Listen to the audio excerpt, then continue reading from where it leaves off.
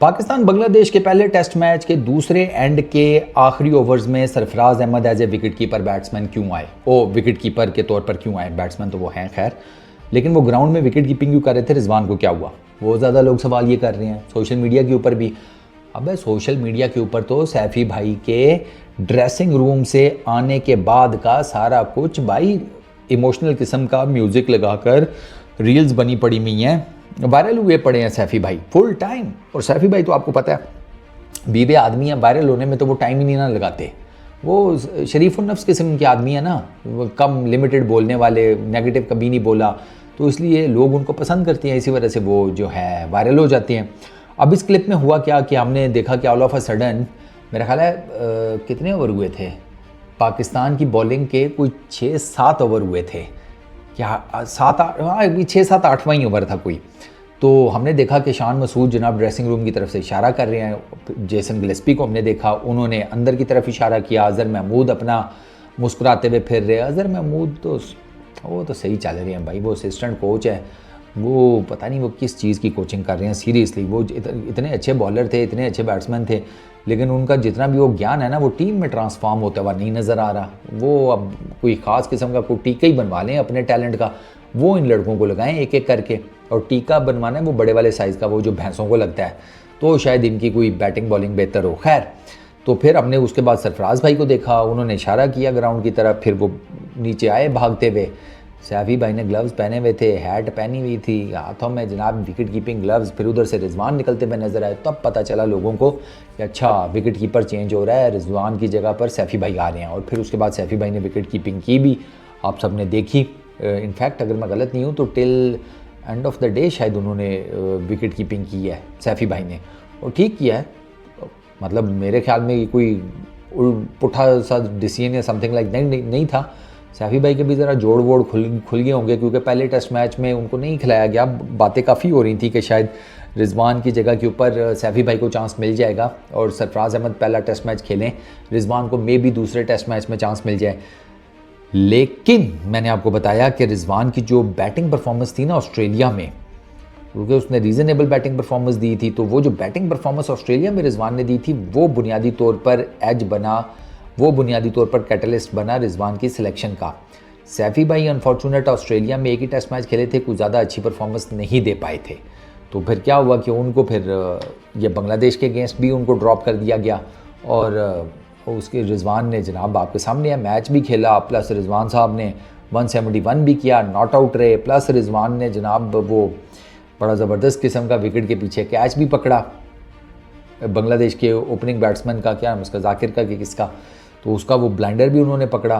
तो रिजवान की इसमें तो कोई शक नहीं है कि रिजवान की अगर स्किल सेट की बात की जाए बैटिंग में और फील्डिंग में या विकेट कीपिंग में, तो वो आपको सैफ़ी भाई से ऊपर नंबर लेता हुआ नज़र आता है। ये तो मेरा ख्याल है, इसमें तो किसी को दो राय नहीं होनी चाहिए।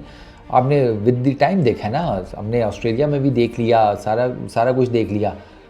रिजवान भाई का मतलब सैफ़ी भाई का प्रॉब्लम यह है कि सैफ़ी भाई एक तो थोड़ा सा ज़रा बैटिंग में तो लैग कर ही रहे हैं, लेकिन वो ना स्पिनर्स के अगेंस्ट मैंने देखा है कि वो ना थोड़ा सा ना ज़रा उनकी विकेट कीपिंग में भी इशू आ जाता है। इन पर्टिकुलर स्पिनर्स की मैं बात कर रहा हूँ।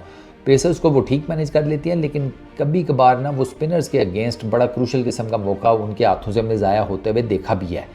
तो इस वजह से वो फिर डेफिनेटली शान मसूद को चांस तो नहीं लेना चाहता था, तो उसने नहीं चांस लिया, उसने रिजवान को खिलाया। रिजवान को खिलाने का जो डिसीजन है उसने पे बैक भी कर दिया।